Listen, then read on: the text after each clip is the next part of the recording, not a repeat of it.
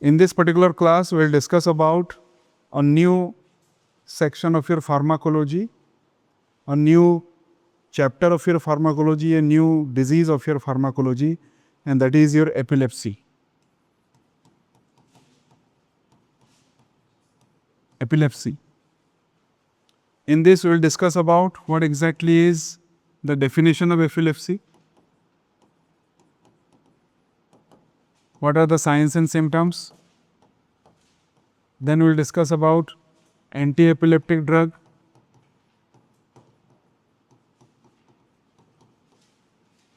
also we'll discuss about their mechanism and their use and side effects. So in this particular class, we'll discuss about what is epilepsy, what is the definition of epilepsy. This is most important because if you don't know what is epilepsy by definition, by its nature, then it will be very very difficult for you to understand the disease. अगर आप disease ही नहीं समझोगे तो फिर उसमें आप दवाई कैसे इस्तेमाल करोगे. तो सबसे पहले हम डेफिनेशन समझेंगे, उसके बाद उसके लक्षण तो रहेंगे कि क्योंकि कोई भी बीमारी कुछ नहीं होता, it's a group of sign and symptoms. हर एक बीमारी में कोई ना कोई साइन और सिम्टम्स होता है, उसके लक्षण होते हैं जिसको देख करके हम क्या कर सकते हैं, हम पहचान सकते हैं कि फलाना बीमारी किसी को हुआ है. साथ ही साथ उसके बाद हम देखेंगे उसके दवाई के बारे में. कौन से दवाई? Anti epileptic drug, the drugs which are used for the treatment of epilepsy. And after that we will go for mechanism and use side effect. यही है आज का कोर्स, आज का क्लास जो हम इस क्लास में, इस फार्माकोलॉजी क्लास में पढ़ने वाले हैं. तो शुरू करते हैं. सबसे पहले मैं लेके जाऊंगा towards the definition part. What is the definition? Definition of epilepsy. Definition of epilepsy. Epilepsy, first of all, it is also known as, anybody please? Seizure. Okay, epilepsy is also known as seizure. Okay. Now, by definition, what is epilepsy? It is a chronic neurological disorder,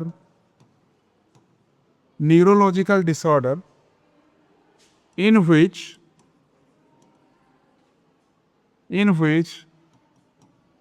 there is uncontrolled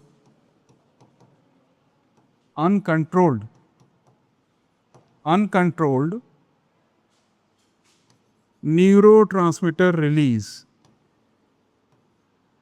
and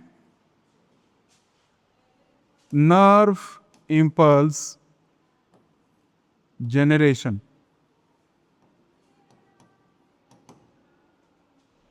Uncontrolled nerve impulse generation. See, suppose this is a neuron. And what is the function of neuron? Anybody? The primary function of neuron is to generate nerve impulse and transmit the signal by the help of neurotransmitter from your presynaptic neuron to postsynaptic neuron. तो एक से दूसरा, दूसरे से तीसरा, तीसरे से चौथा, इसी तरह से 100, 150, 1000, लाखों, करोड़ों, एक न्यूरॉन से दूसरा न्यूरॉन के पास ये सिग्नल पहुंच रहा है. और इस तरह से ये क्या कर रहे हैं, ये कम्युनिकेशन कर रहे हैं भाई. ये क्या कर रहे हैं? कम्युनिकेशन कर रहे हैं. क्या कर रहे हैं? कम्युनिकेशन. एक पॉइंट से, पॉइंट ए से पॉइंट बी तक. या फिर हम ऐसे समझ सकते हैं कि हमारे सेंट्रल नर्वस सिस्टम में सेंसोरी से मोटर तक, यानी कि पेरीफेरी से सेंटर और फिर सेंटर से पेरीफेरी, सेंसोरी और मोटर. सेंसोरी में क्या होता है? जो घटना पेरीफेरी में हुआ है वो घटने का जो इन्फॉर्मेशन है कहाँ पहुँचता है, सेंटर को पहुँचता है। फिर सेंटर क्या करता है, इसमें कुछ काम कराता है। फॉर एग्जाम्पल यहाँ पे मक्खी घूम रहा है, सडनली मेरे सेंसरी ऑर्गन्स उसको रिसीव करेंगे, सिग्नल भेजेंगे सेंटर को यानी कि सीएनएस को। सीएनएस फिर अपने मोटर नर्वस सिस्टम के माध्यम से उसको हटाएगा मक्खी को, राइट। तो ये जो कुछ भी घटना हो रहा है ना, जो कुछ भी हलचल हो रहा है, किसके द्वारा हो रहा है, न्यूरॉन के द्वारा। और न्यूरॉन अपने आप में, एक न्यूरॉन दूसरे न्यूरॉन के साथ कम्युनिकेशन कर रहे हैं। क्या कर रहे हैं, कम्युनिकेशन कर रहे हैं। और कम्युनिकेशन कैसे कर रहे हैं, by the help of neurotransmitter. Example के तौर पे acetyl choline, adrenaline, nor adrenaline, dopamine, पढ़ चुके हैं आप। साथ ही साथ गाबा, ये लास्ट क्लास भी पढ़े हो, ग्लूटामेट, एटसेट्रा एटसेट्रा।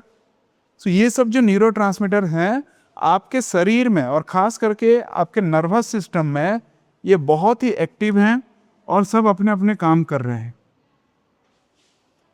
ठीक है। अब एपिलेप्सी अगर हम डेफिनेशन को समझे तो ये एक क्रोनिक न्यूरोलॉजिकल डिसऑर्डर है। It's a chronic neurological disorder. Okay, neurological disorder means इसमें क्या इन्वॉल्व है, ये सुनो। तो उसमें क्या दिक्कत हो रहा है, in which there is uncontrolled nerve impulse generation. Uncontrolled nerve impulse generation. For example, अभी मैं इस चीज को बोलूंगा, मैं आपकी तरफ फेंकूंगा, स्टूडेंट ऑडियंस की तरफ, और मैं बोलूंगा कैच इट, कैच करो। तो आप तुरंत क्या करोगे, ये जो इंफॉर्मेशन आपके सेंसरी नर्वस सिस्टम ने रिसीव किया,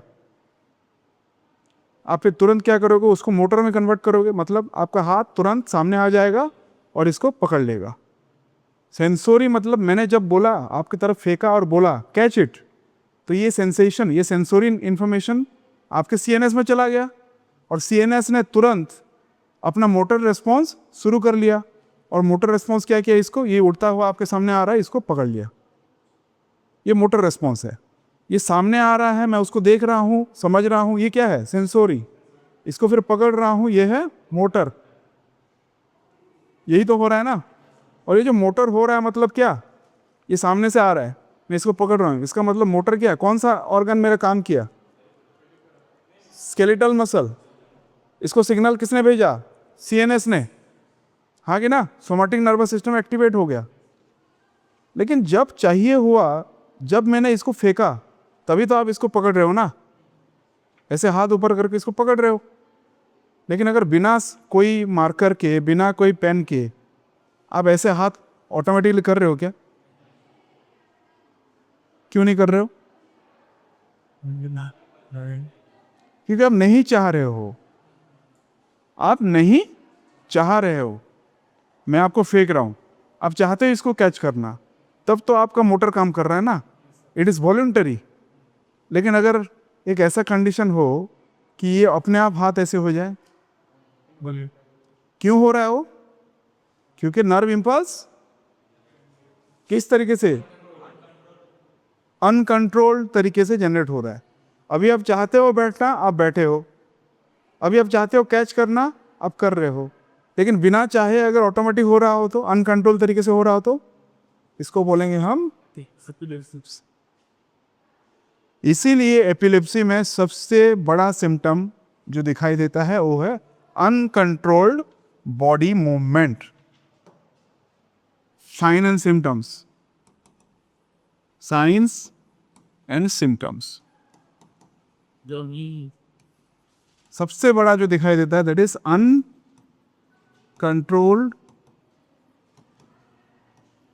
बॉडी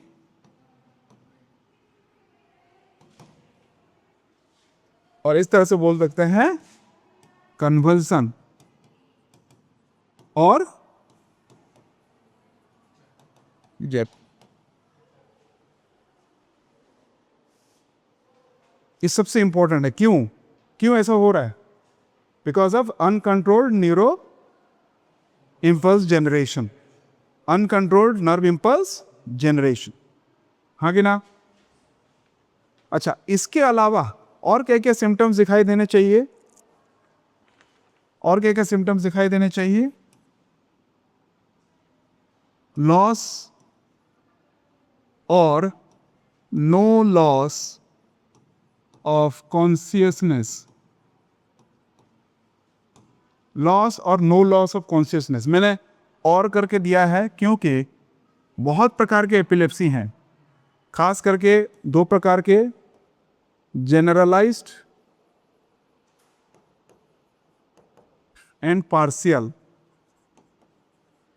ठीक है, मतलब आपके ब्रेन में ये पूरा का पूरा, okay, now let's suppose this is your left hemisphere, this is your right hemisphere. मेरे सामने से अगर देखा जाए तो this will be your left, this will be your left hemisphere, and this is your right hemisphere, and here you have the spinal cord. Generalised seizure में जो uncontrolled neurotransmitter हो रहा है, इसमें क्या हो रहा है?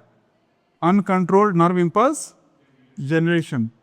तो जो जनरलाइज सीजर है उसमें अनकंट्रोल्ड जो नर्व इंपल्स जनरेशन हो रहा है वो बोथ इलाके से हो रहा है, this is left this is right, हर तरफ से हो रहा है, इसीलिए उसको बोला गया generalized seizure, both side of hemisphere. सबसे पहले आपने समझा कि एपिलेप्सी में ब्रेन में अनकंट्रोल्ड नर्व इंपल्स जनरेशन होता है। फिर दो प्रकार के डिवाइड हैं, जनरलाइज का मतलब है दोनों साइड इन्वॉल्व होता है, इधर भी एबनॉर्मल हो रहा है इधर भी। पार्शियल का मतलब है लोकल, इसका मतलब एक पर्टिकुलर हिस्से में, for example this left side में, या फिर for example this right side में, एक पर्टिकुलर हिस्से में ये इन्वॉल्व होगा। तो यहां के जो न्यूरॉन है वो अनकंट्रोल्ड तरीके से नर्व इंपल्स जनरेट कर रहे हैं। तो एक हिस्से में हो रहा है, जो भी घटना हो रहा है, जो भी दुर्घटना हो रहा है एक हिस्से में हो रहा है, इसलिए क्या हो गया, और पूरा जब ब्रेन में हर तरफ होता है अनकंट्रोल्ड। तो इसी हिसाब से अलग अलग प्रकार के एपिलेप्सी हैं, तो कुछ में कॉन्शियसनेस लॉस होगा और कुछ में कॉन्शियसनेस लॉस नहीं होगा। अब सिम्टम्स देखोगे, पेशेंट जो है सामने है, बॉडी पूरा जर्क कर रहा है लेकिन होश में है, ठीक है, तो that is no loss of consciousness. लेकिन बहुत सारे ऐसे केसेस भी हैं और बहुत सारे ऐसे प्रकार के मतलब एपिलेप्टिक पेशेंट हैं जिसमें क्या है, तुरंत अगर अटैक हो, एपिलेप्टिक अटैक हो, तो क्या होता है, वो लोग बेहोश हो जाते हैं। तो लॉस भी होता है, नो लॉस भी होता है, ठीक है। थर्ड, रिजिडिटी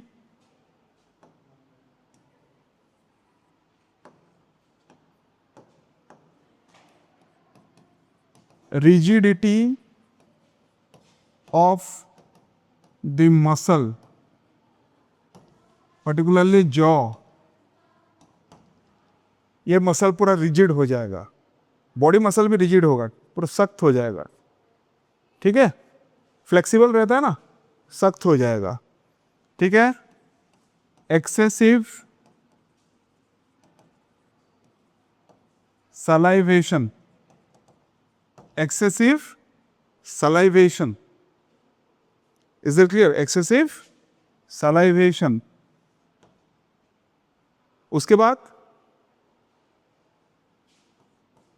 uncontrolled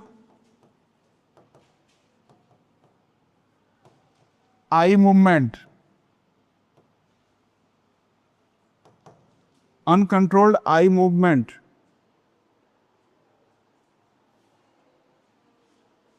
तो ये सब जो हैं ये आपके common and most popular symptoms हैं जो आपके एपिलेप्टिक पेशेंट्स में दिखाई देते हैं.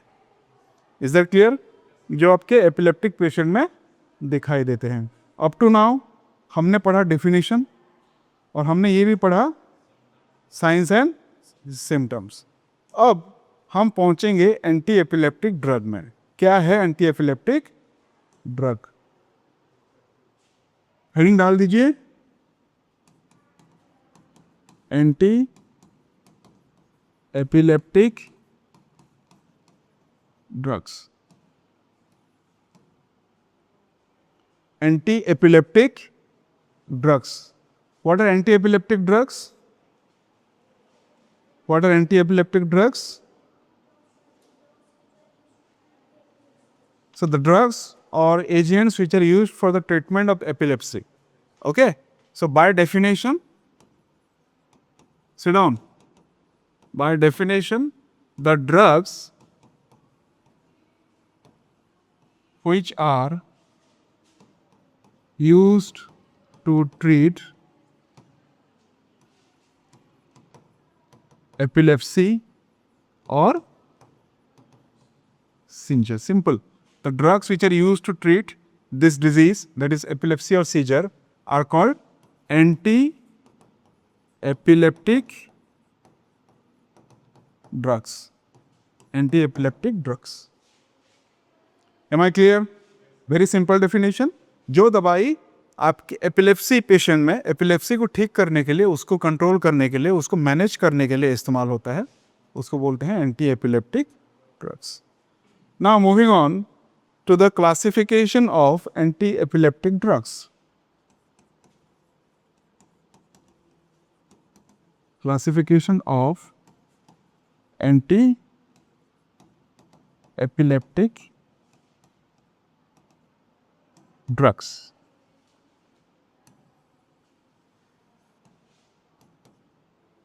Okay? Write down. The first one is sodium ion channel inhibitors. Sodium ion channel inhibitors. And that is phenytoin.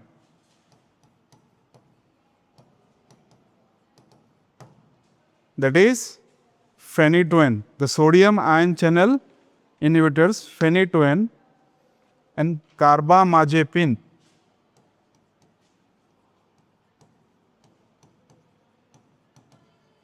Carbamazepine. Okay? Second, drugs acting on GABA. Drugs acting on GABA. Particularly GABA किस तरह का neurotransmitter है? आप बता, पहले पढ़ चुके हो? एक्साइटेटरी की इनहिबिटरी? Inhibitory neuro transmitter. अब आप मुझे बताओगे ड्रग्स एक्टिंग ऑन गाबा, मतलब जो गाबा पे काम कर रहे हैं वो इसको क्या करेंगे? गाबा को बढ़ाएंगे या फिर घटाएंगे? क्या करना चाहिए एपिलेप्सी में? लॉजिक लगाओ. बढ़ाना चाहिए. गाबा को बढ़ाना चाहिए क्योंकि गाबा एक इनहिबिटरी है. हमको सीएनएस जो है ओवर एक्टिव है, हम उसको क्या करना है? स्लो करना है. अनकंट्रोल्ड नर्व इंपल्स रिलीज हो रहा है ना, तो उसमें क्या करना है? उसको स्लो करना है. स्लो करेंगे तो इसको बढ़ाएंगे तो गाबा इंक्रीज करेगा, फंक्शन ऑफ गाबा को इंक्रीज करेगा. एग्जांपल लिख लीजिए, फंक्शन ऑफ गाबा को इंक्रीज करेगा. Benzodiazepines,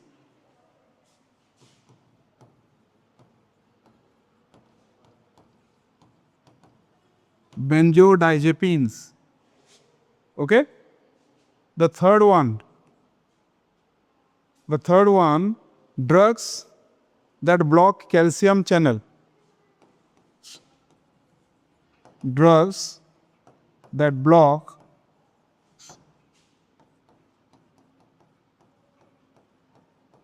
calcium channel.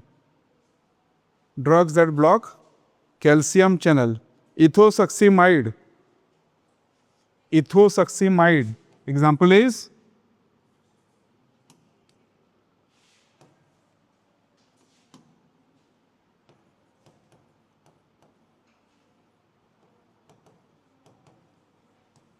ethosuximide. Okay, so these are the important drugs which are involved in your anti-epileptic category, anti-epileptic classification. जो एंटी-एपिलेप्टिक है उसमें आपका पूरा का पूरा यही ड्रग्स आप इस्तेमाल करोगे जिसमें आपको फेनिटोइन मिलेगा, कार्बामाजेपिन मिलेगा, बेंजोडाइजेपिन्स मिलेगा और साथ ही साथ आपको इथोसक्सीमाइड मिलेगा. एक ब्रॉड स्पेक्ट्रम में भी आता है, ब्रॉड स्पेक्ट्रम, इसका मतलब है कि it cures many type of epilepsy. मैंने बताया बहुत प्रकार के एपिलेप्सी होते हैं, उसमें से दो तो हमने सामने पढ़ा, generalised and partial.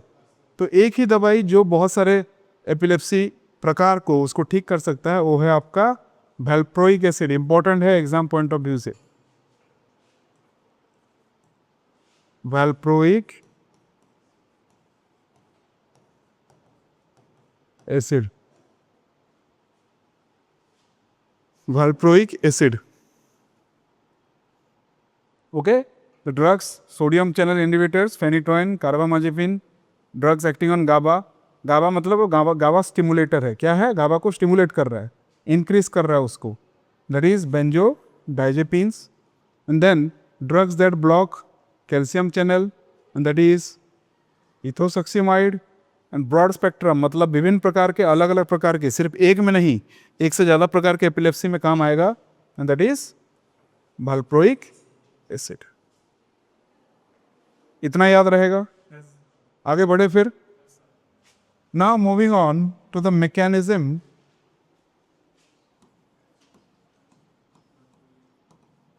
Mechanism of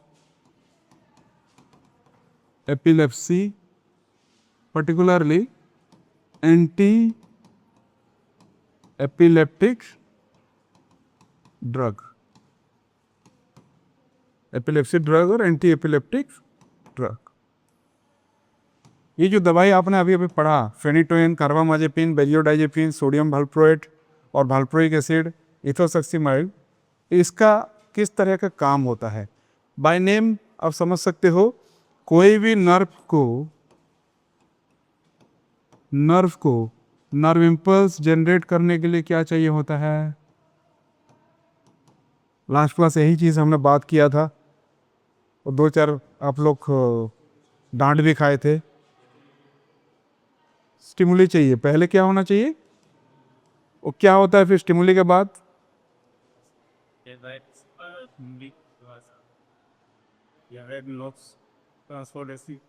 stimuli के बाद न्यूरॉन क्या होता है? डीपोलराइजेशन होता है. ऐसे ही मेरे साथ साथ खुद को अंधेरे में रखते चलो. कितने बार ये शब्द मैंने बोला है? डीपोलराइजेशन का मतलब क्या है? क्या होता है डीपोलराइजेशन का मतलब? न्यूरॉन में एक अंदर नेगेटिव चार्ज बैलेंस रहते हैं और बाहर तो एक रेस्ट कंडीशन में, मतलब इनएक्टिव कंडीशन में, रिलैक्स है, इसमें इस अंदर का चार्ज कितना होता है?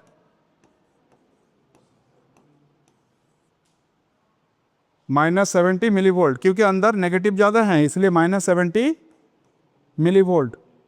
ये -70 मिलीवोल्ट को हम बोलते हैं रेस्टिंग मेम्ब्रेन. यही रेस्टिंग मेम्ब्रेन पोटेंशियल किस समय में है?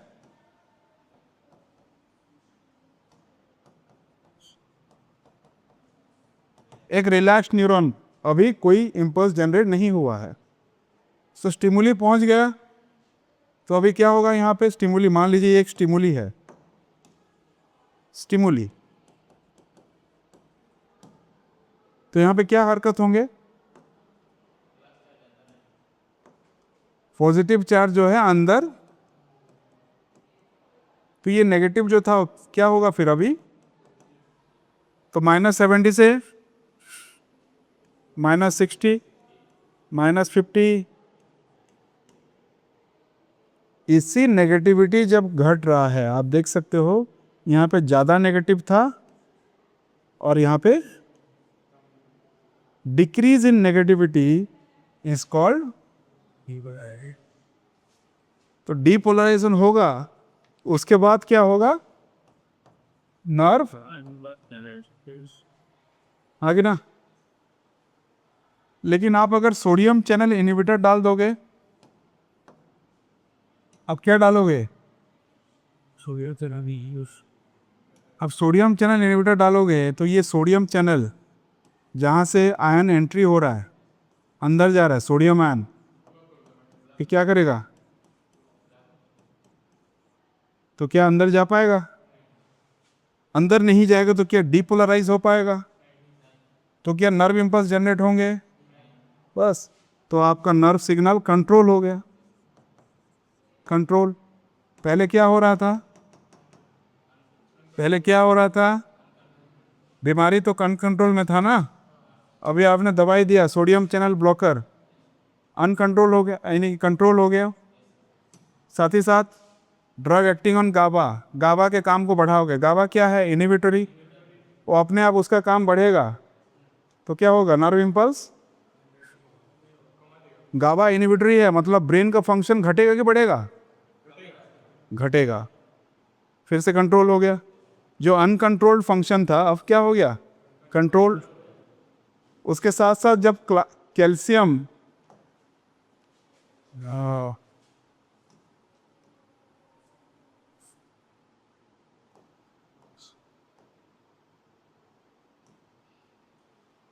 Drugs that block calcium channel,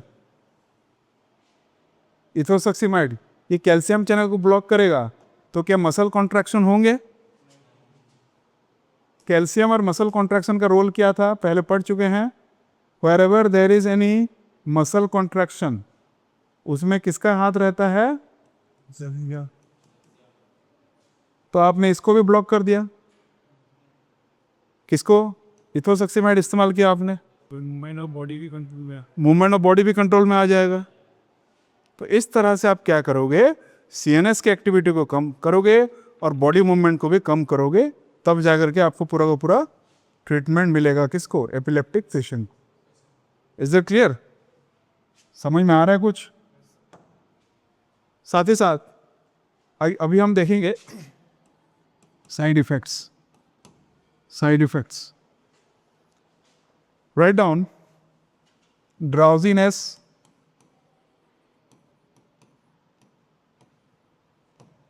dizziness, hepatotoxicity, ये फेनिटोइन से ज़्यादा होगा, ओके, एंड टेराटोजेनिसिटी,